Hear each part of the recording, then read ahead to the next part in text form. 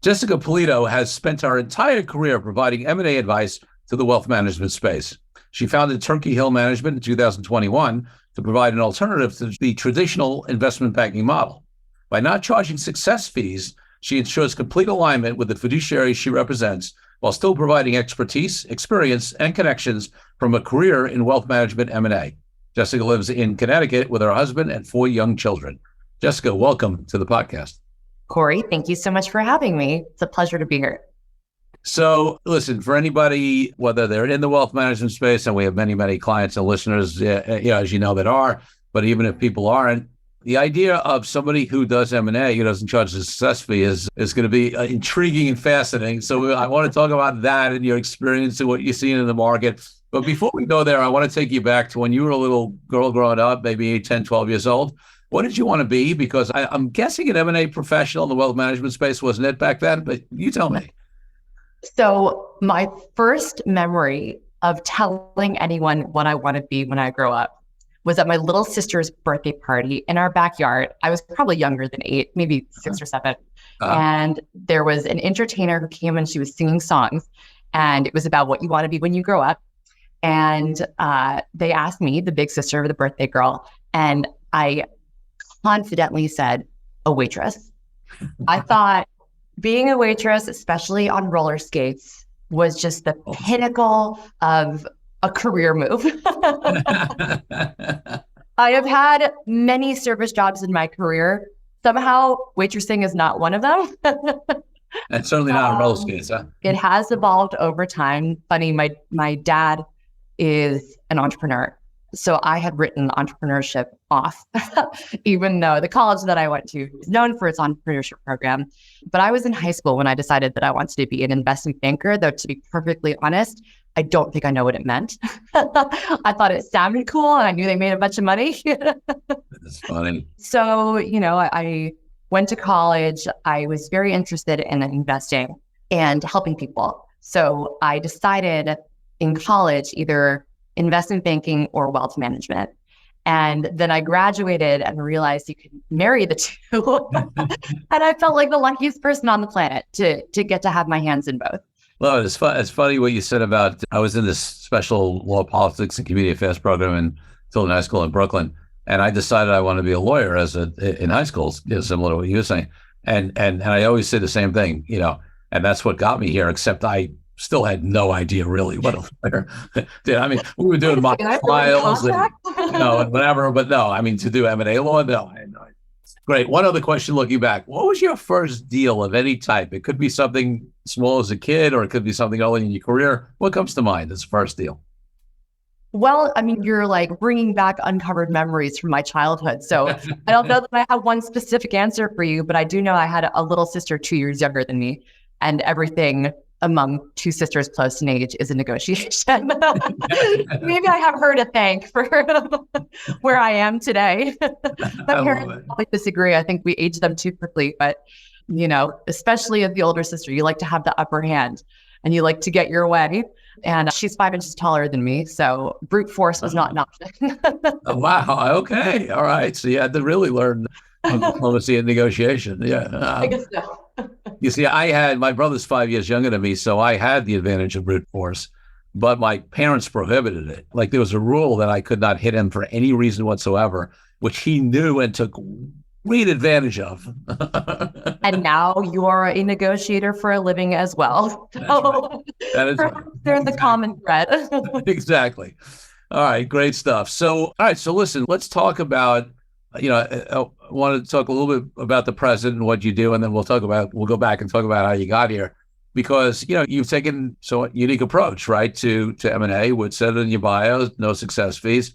Certainly, most of the folks that put M&A deals together and do some of the stuff you do, and I want you to talk about what you do it in the context of a traditional investment banking model, whether that's in the wealth management space or outside of it, where, they take some amount of retainer usually, and then they take a success fee on top of that. Sometimes they'll offset some of the retainer, all of the retainer, whatever, against the success fee.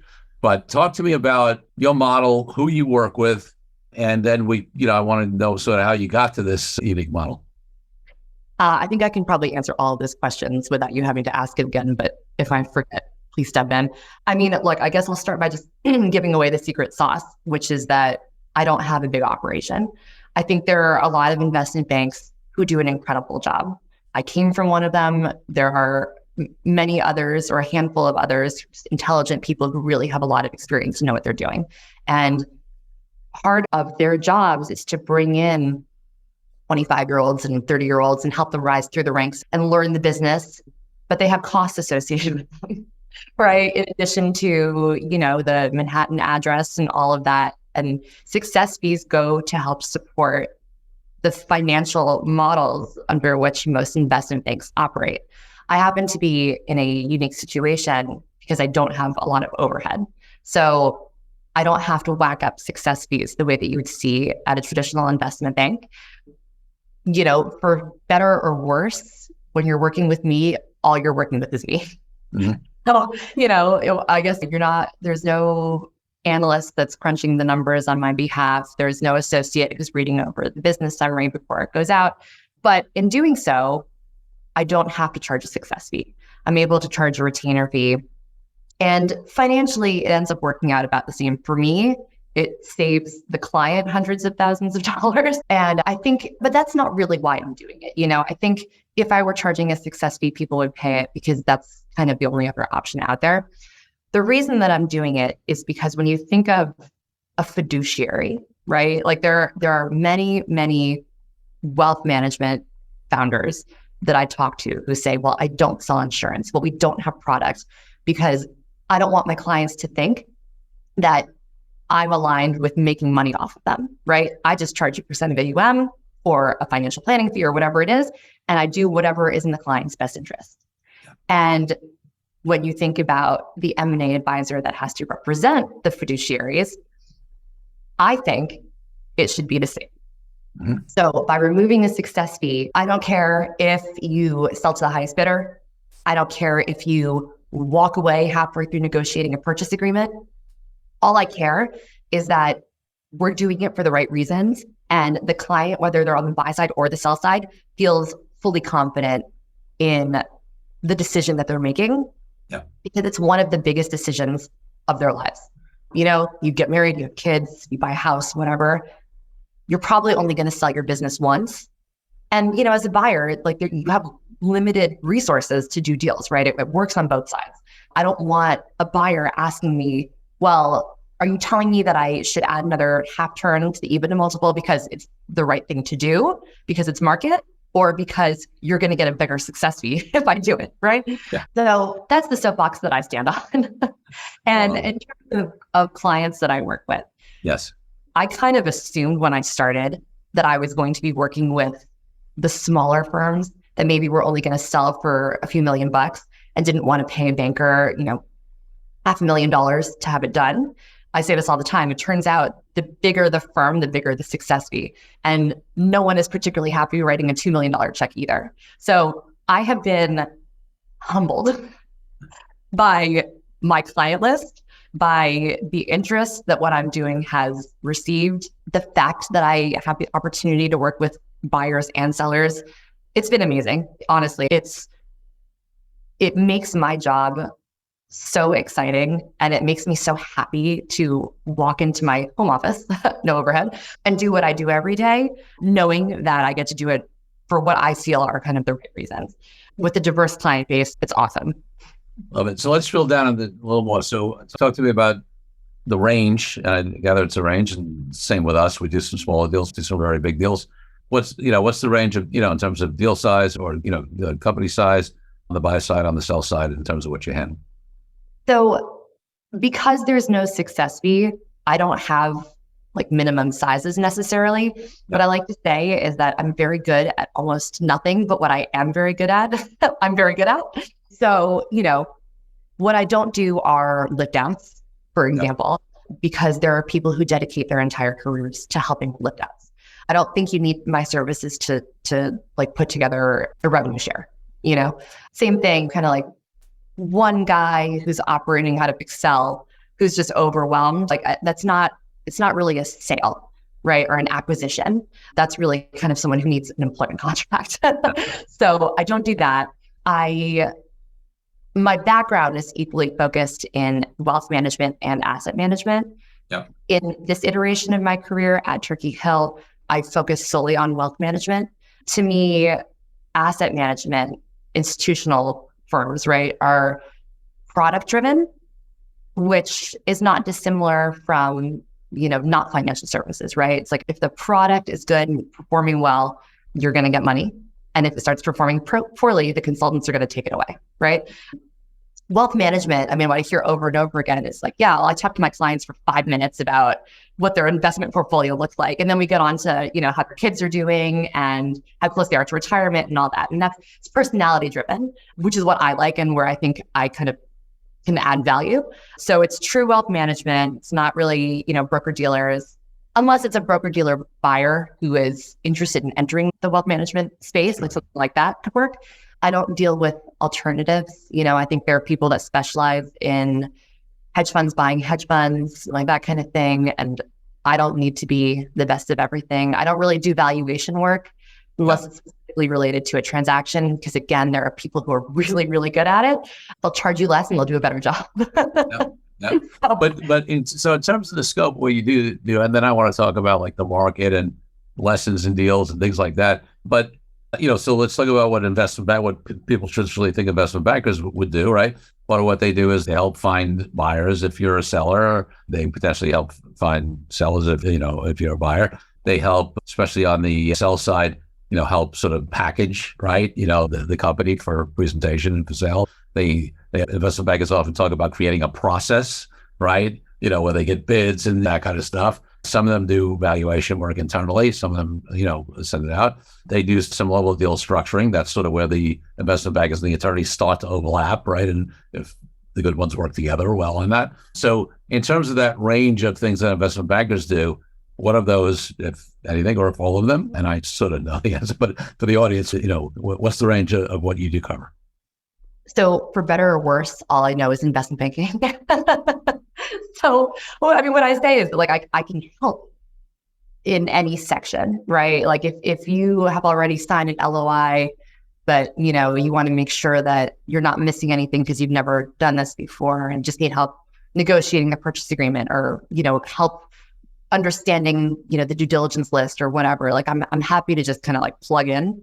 And I think my model allows for that flexibility. But by and large, what I'm doing is no different than if you were to hire a traditional investment bank. It's, on the sell side, you've decided that it's time to sell your business. So now what? And, we do the whole thing. We put together a business summary. We come up with a prospect list. We're reaching out on your behalf, having preliminary meetings, soliciting proposals, going exclusive, doing due diligence, negotiating the purchase agreement from a business standpoint, because you definitely need a M&A attorney to help you on the legal side and getting to signing. On the buy side, it's basically just that, but flipped. Yeah. So putting together marketing collateral, coming up with prospect lists, coming up with proposals, doing the modeling, and so on to get to signing. So, and you can pick out anything that comes to mind on the buy or the sell side. What are the mistakes that firms make that either have them not successfully close a deal or maybe adversely affects the valuation or, what are some of the mistakes that folks make out there? Well, okay, I guess I'll start with the cliche, which is that momentum is always your friend in deals. So, a big problem that happens is, you get halfway through and then you get cold feet, decide to take 2 months off, and then things kind of just like slowly fall apart. I think that's actually somewhere where advisors can help. They kind of keep the momentum going.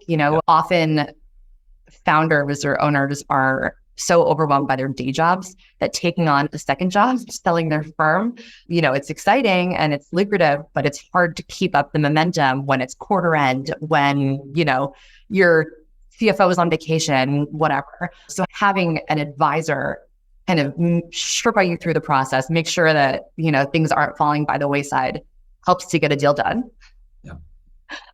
What I try to advise all of my clients, things start getting, as you know very well, emotional, and deal fatigue starts to set in once you're at the point where you're exclusive and you are dual pathing due diligence and the negotiation of a purchase agreement. And it's usually when you get down to the negotiations of things that are never going to happen, but have really severe consequences if they do, that people start to get really, really frustrated. And the advice that I like to give is you're joining this organization, right? Or this organization is becoming part of your organization. You have to think not only about what's best for you, but about how you want them to handle future deals once you guys are together. So it's very easy to get bogged down on details and feel like you're being penalized for no reason or whatever. When you're able to take a step back and kind of look at the big picture and why you're even at this point in the first place, it becomes a lot easier to put perspective on what's left to negotiate. And I find that often it really, really helps to get the deal to completion. Love it. So let's talk about, you focus in the wealth management space. We do deals across industries, but our biggest single niche by far is the wealth management space. So So let's talk about what you're seeing in the market out there, because, I did this special series with some of the top aggregators and integrators, like, the Mariners and the Charities and the Wags and the, on and on, and, the High Towers, and had the CEOs on. And, this was over, the last one, it was over a few months, but the last one was a few months ago. So, the market's continuing to move. But, asking them, they were all, optimistic about the future. We had a discussion. There was sort of a consensus agreement that we're in the early innings of a 9-inning ball game in the RIA space, right? With maturing, private equity's coming in, all that kind of stuff. But it's still pretty early, maybe like third inning, out of 9, right? But there was some short-term headwinds, right? Interest rates going up, cost of capital going up, stock market being, predictable. And from their point of view as buyers, they all said, wow, we still have great deal flow. We're very optimistic. And I'm not saying that they don't believe that or they're wrong in any way, but of course they do have a vested interest in saying that. I know what our experience has been, which I will wait to share because I don't want it to influence. But it's an interesting, it's an interesting time, an interesting combination of what a lot of us think is, over the medium and long term, certainly, continued growth due to demographics and the fact that we still have plenty of breakaways coming in, and the fact that it's early, but some headwinds up front. So what have you seen, after coming out of a couple of years of craziness, what have you seen lately in terms of deal volumes, deal structures, valuations, that kind of stuff? Oh boy. Okay. Well, I agree that there will always be a place for M&A, which I think is kind of what you were alluding to in so many words. I mean, CityWire just came out with an article recently that said, I think it's like 15,000 RAs in existence right now. I mean, like, eventually everyone's going to hit a point where they don't have a succession plan in place and need to transact. So I think, there will always be deal flow, and there will always be, a steady stream of acquirers out there who are able to solve for succession or whatever else. So I mean, I don't think, on a macro level, M&A is going anywhere. In terms of what's happening in the market right now, I mean, the chatter among, my peers and just people that I talk to is, do you think valuations are going to go down? And I think the answer to that is that no, they're not going to go down. But I think educating the public on what constitutes a multiple may help expectations and align, especially sellers, with the broader market. I think during the pandemic, there was such a feeding frenzy for M&A, and the headlines had all of these crazy double-digit multiples, but no one took the time to say, well, that's because you have to achieve 30% growth without the help of market, right?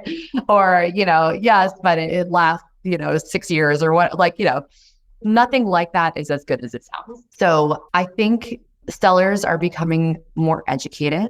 Yep. I think buyers are doing a good job of holding steady and not reacting to the fact that there are certain sellers that think they can get, 18 times for their 400 million AUM business, which is great. What I've seen a little bit of is a shift from growth-based earnouts to retention payments, which is nice because while it's not guaranteed money, it's certainly more likely to be achieved. Sure. Than, kind of setting your sights 3 years out and hoping that, if market is included, the market doesn't tank.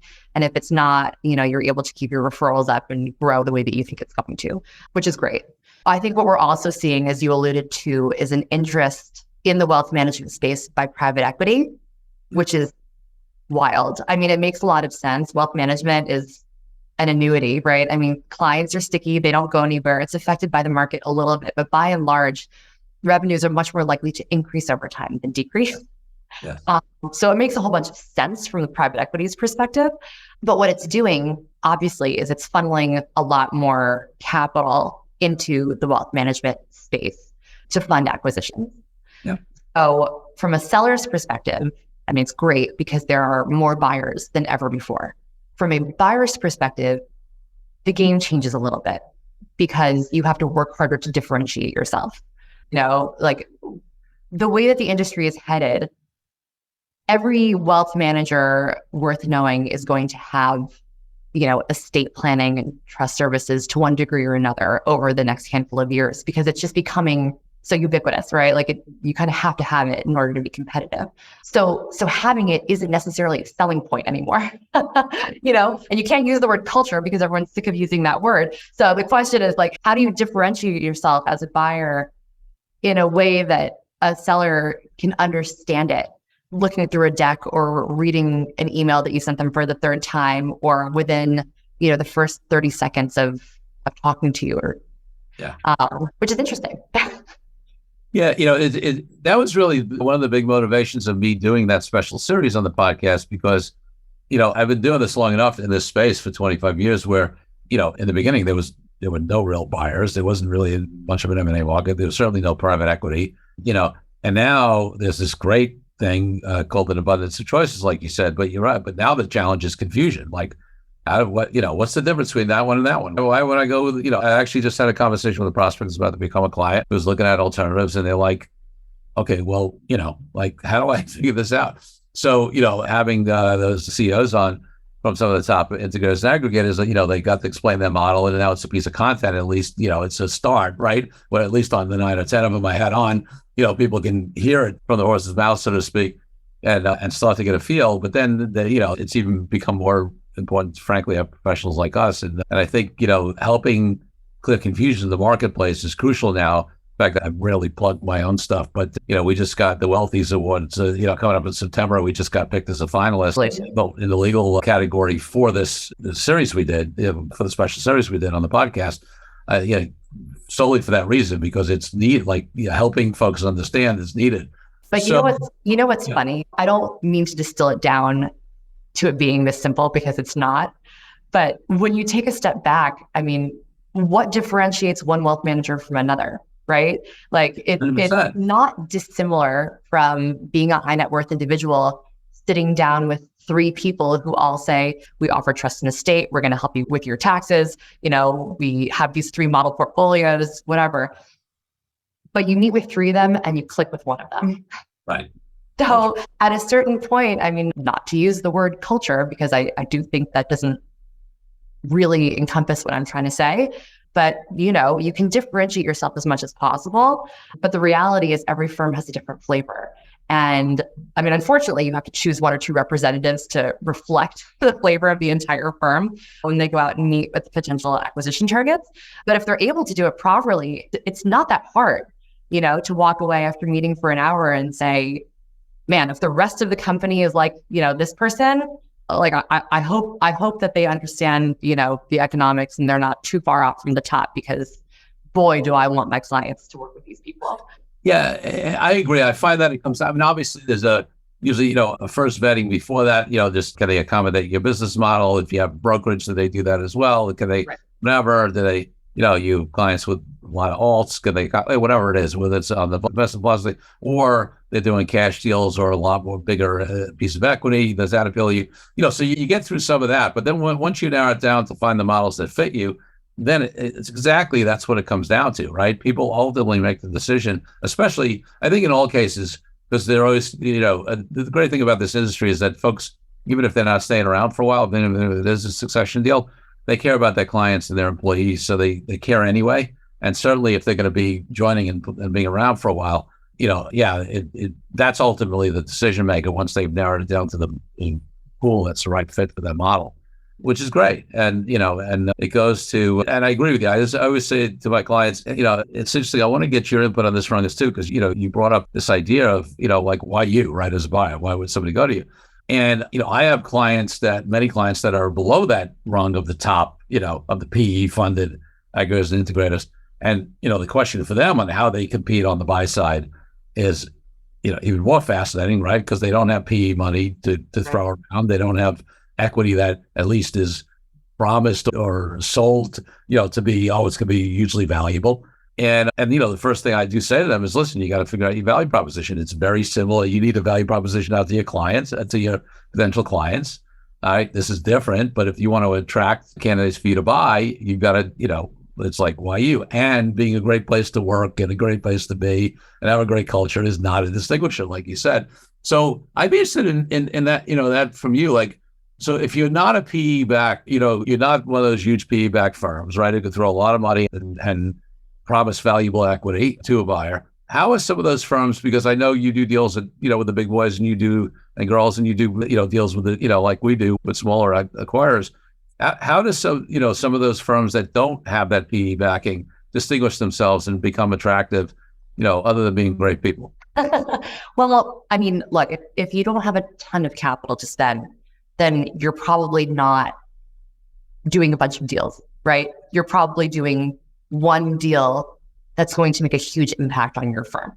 Yep. And I think that in and of itself helps distinguish you from serial acquirers, because you have no choice but to be incredibly earnest.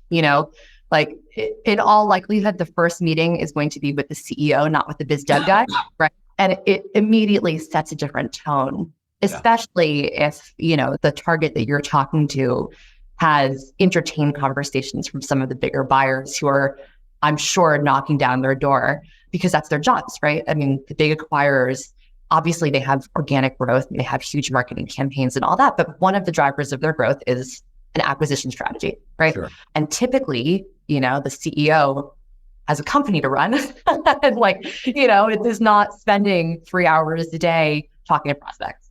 If you are a, $2 billion shop with a little bit of money to spend on something that's going to be transformative for you, you're going to put a lot of effort into it.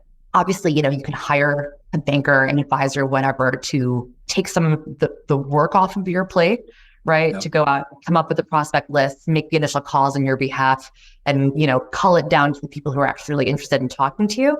But as soon as that list is culled, it's really up to you, And if you're the founder of this firm or you're the president or whatever, I mean, you care so deeply about the firm, and you may care deeply in a way that the next $2 billion firm with some money to spend cares, right? I mean, it doesn't have to be the same type of care. It doesn't have to be the same personality. It doesn't have to be the same anything, but you're going to want to jive really well with whoever is picking up what you're putting down,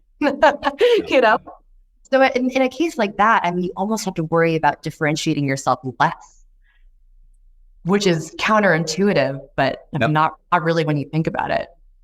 Yeah, I mean, we had a client we've done a number of deals for in the Midwest, and their differentiator was we're basically not the coastal aggregator, right? Right. Now obviously they built upon that. They said, we have Midwestern values and we're family, and we want people who are going to be here for a long time. We're not just looking for people who cash out. So they built on that. But the fundamental distinguisher for them was we're not that. We're not the coastal aggregators. Yeah, not that there's anything wrong with the coastal aggregators. No, not at all. It's just different. Incredible business models, and they're doing a lot of things right and really, really well. 100%. Some people like it, some people don't. And it's nice that there are options. Well, that's right. And I really believe in that, because I think there's a place for everybody. I mean, listen, one of the other things we do a lot of is breakaway stuff, right? Brokers out of wirehouses and banks, and we believe in the independence movement. I've been doing it for years. We work with hundreds of advisors. But I believe that there's the wirehouses exist for a reason, and there are a lot of advisors who should never, ever leave a wirehouse. Okay. Now, I don't mean that in any kind of derogatory, judgmental way. It's just that model fits certain clients and it fits certain advisors, right? And certain advisors, there are many advisors, like many employees in other industries, who should never become entrepreneurs and run their own firms just because they don't have the kind of interest or ability or skill or whatever. And, and they're great advisors, but being an entrepreneur is different. So I believe the same thing in terms of the models of, of the acquirers. I think there's definitely a space, and we have great relationships with a lot of the big, serial acquirers and PE acquirers. But we also work with, some of these firms that are not that, who are looking to grow, and all of it's possible. Yeah, I think that's right. I mean, I use the example of me and my husband all the time. He has spent his entire career in bulge brackets, and he's so good at it. And I sit by myself all day long, and I love it. And both of us are bringing income into our house and, putting food on the table. They're just two completely different ways to do it. Yeah, exactly. Nothing wrong with it. This is an open-ended question, and if you don't have it, but any just fun deal stories, interesting deal story, obviously without any names or identifiable, whatever, but anything interesting recently would be fun to hear about? Well, let me answer that. It's sappy, but it's true. Okay. It's not like, I'm not going to make you laugh. It's not funny, but it's true. It's honest. Which is that since starting Turkey Hill 2.5 years ago or whatever it was, I have been extraordinarily lucky to choose my clients. And I have a vetting process that is not much different than I'm sure most advisors have, which is, do I believe in what you're trying to do? Do I think that I can, do a good job for you? And is it exciting to me? I'm one person and I'm capacity constrained. And in order to make sure that I continue to wake up in the morning excited to do my job, I have to work with people that I really, really like. So I have been very lucky to have my hand in some interesting stuff. Nothing that I think I can talk about right now, unfortunately. But what I got a nice write-up in the press not too long ago on a nice size deal you did, right? That's wonderful people. Really, I mean, that was just a tremendous deal to work on. Just really, really good people. Why don't you say quickly on that for the people who haven't seen the press? Like what obviously nothing that's not public, but who was that deal? That was Stillwater Investment Management, and they sold to Dakota down in Florida. Just really, really good people on both sides of the deal that made it so enjoyable to work on. I mean, just going back to what I was saying earlier about, being able to take a step back and look at it from the other person's side. I mean, they could do a TED Talk. if there was ever a partnership that I believed in, like these guys are going to do great together. That was such a nice one to work on. But I mean, and that kind of goes to what I'm saying, I feel very lucky to be able to work with people that I really, really believe in, either their mission or their goals or them as human beings, which is just awesome.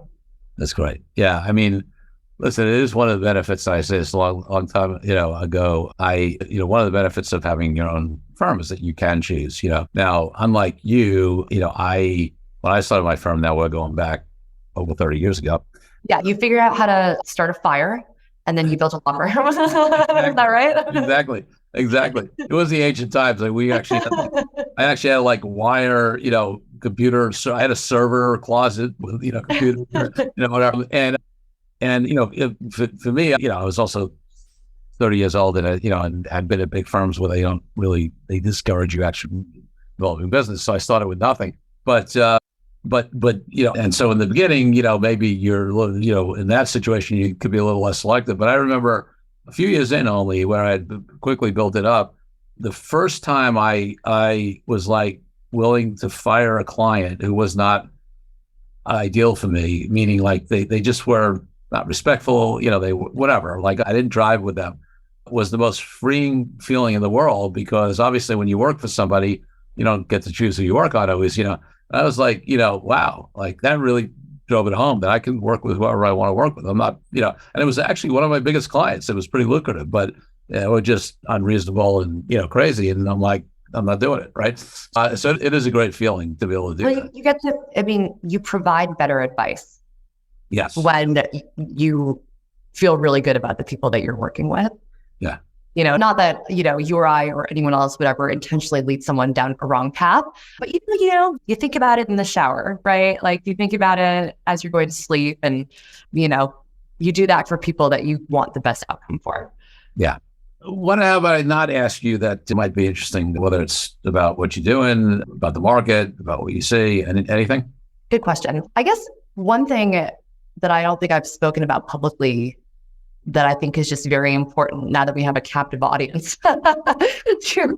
I guess, just, help educate anyone who's contemplating a sale specifically, is that the exploration of a deal is free. Or, I mean, not free. Look, you're paying a retainer, whatever. But I think what holds a lot of people back from deciding that they're, going to go out and find a partner is getting over the hurdle of like, oh my God, I'm going to put my firm for sale. That's so scary, right? And then what if it leaks? What if I don't find anyone I like? There are so many what ifs and scary things along the way. And what I like to tell people is like, look, we're going to know within 2 or 3 months whether there is a market out there and whether there are people who you feel like you can do a deal with. And you can be halfway through negotiating a purchase agreement and decide it's not for you and walk away for any reason. And the only thing that you've wasted is a few months of your life. Mm-hmm. Nothing is done until a purchase agreement is signed, unless you do something really terrible, right? But by and large, yes. And I think it's just important for people to know, that you're able to kind of walk down the path. Yes, I mean, it is a time commitment. It ebbs and flows in the amount that you're needed over the course of, putting information together and looking through proposals and having meetings and all of that. But it really is an exploration. It's not a commitment, until you are 100% confident that you're ready to commit. Yeah, I love that. It's good advice. So I'm trying to think about anything before I ask you my final 2 questions. How do you all your clients come from referrals? At this point, generally, obviously you've got a business model that distinguishes. We talked about how advisors distinguish themselves, whether it's with their clients or for potential deal partners. One of the things that distinguishes you, obviously, is your business model. I know you've been in the industry, you have contacts, but what do you generally get your clients? It's 100% referrals. Mm-hmm. Or I have a LinkedIn presence. I've been in news articles, podcasts, speaking engagements, whatever. I like to say, like, either you're going to hire me or not. A lot of it is personality driven. You don't need a degree in rocket science to do M&A. You do need to have a personality that, people feel comfort and that, you're not going to, embarrass yourself or them or, do something stupid. But I have been very fortunate that I have not had to drum up business yet. I think the biggest referral compliment that I have received to date was from opposing counsel. Like on another deal, I'm like, man, that was kind. That really says something. No, yeah. When you get anything from the other side of the table, that's phenomenal. Yeah. I've had a few times in my career where actually the firm on the other side of the table ended up hiring me for their next deal. Right. Because they were like, I'm like, okay, that. No, was I too soft? You cannot beat that, right? Good stuff. All right. Well, if people want to find out more about you and your firm, which I'm sure they will, I mean, one of the things, before I finish that question, one of the things that I love, I mean, it's the same thing we were talking about before. I love the fact that the wealth managers in the industry have all these options for buyers, but I also love, like, again, there's different models, right? So some people will, in terms of you, right? So some people will be more drawn to an investment banker, even though they have to pay a success fee because whatever, they want a bigger shop or they want whatever attracts them to it. But you have a distinguished model that obviously, that some folks will and have clearly, been drawn to as well. So, for me, it's great because I like to have options for my clients as well, because, you deal with all kinds of different people, different clients, different priorities, and to have quality options for them is great. And, so I really appreciate what you're doing. Where can people find out more information about you? Well, my website is terrible. I'm relaunching one at the end of September. So we are actively working on some copywriting and I don't know, the classic schmackers. It's like you're too busy working, With being a small business, like you got to do all this stuff outside of your day job. So I do have a website, turkeyhillmanagement.com. It's not great, but it's there, and you can reach me there. And I'm going to provide my email address, Jessica, turkeyhillmanagement.com. You can send me an email. I post videos on LinkedIn once a week, just trying to help demystify M&A and educate the general public. So you can find me there. And then I pop up here and there in conferences, on panels, and in news articles. I don't know. Google my name. Hopefully nothing bad comes up. Excellent. So, Jen, my final question on the podcast is always about my highest value in life, which is freedom. And for me, that means everything from freedom in the world for all people, from oppression to why I've been an entrepreneur for 30 something years and haven't had a boss. What does freedom mean to you, and how does it impact your life and business? Well, I did start a company out of an investment banking background. So on a personal level, where I'm at in my career and everything that came before it, the freedom that I currently get to enjoy from a professional standpoint is the fact that I have 4 little kids. They're 2, 3, 4, and 6, and I get to have dinner with them every night. I get to do something that I am good at. I get to work with good people, and I don't have to sacrifice watching my kids grow up, which is pretty great, especially as a female in finance. It's not, these opportunities don't present themselves very often. And I was fortunate to be able to create it for myself, but not without putting in the sweat equity leading up to it. So that's pretty cool. I think from a advisor standpoint, and perhaps this is a little bit counterintuitive, oftentimes it's finding a partner. It's having a boss for the first time in 30 years. And the reason that I say that is because you're able to free yourself from everything that's taking up your time. So, being able to relinquish payroll and, compliance and whatever else, managing people, whatever it is that you don't like doing, so that all of a sudden you have the freedom to go back and do what you started this business to do in the first place, with the added benefit of having time to spend with your family or on your hobbies or whatever else. Is that a good answer? And I love that. I particularly love that answer because, one of the reasons why we reformatted the podcast after year 1. So this question has been going on the last 3.5 years of podcast. And the reason I love asking you this, first of all, because it is my highest value. So I'm always interested in it.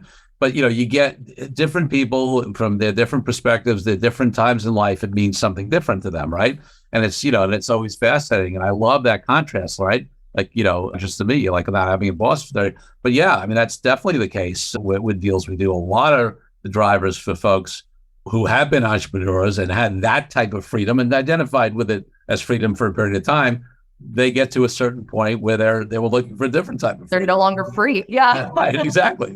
Free. Right. Yeah. Freedom and freedom means something different to them, and being able to just focus on their clients or being able to, whatever it is, and getting a lot of stuff taken away is freedom. But, and I think that is a driver for a lot of people. And I love the fact that you gave both. I mean, and one of the things that I do particularly love, and it's funny because I usually just end after people thank people if they give their definition of freedom. But, I really like, just for number of reasons, including the fact that you had that twofold, right? And one of the things that I'm getting encouraged by, I mean, we're not where we need to be, but I think, one of the benefits of COVID and some of these other things are that the world has become more accepting of different business models and remote work and the ability, and for me personally, it's really inspiring that, people have more of these options, and you're an example of that. I mean, 4 kids under 6, and running an M&A advisory business at a sophisticated level with great clients and be able to have it all, so to speak. I'm sure there's challenges. I'm not saying it's easy, but, to have all of that is, it's inspiring.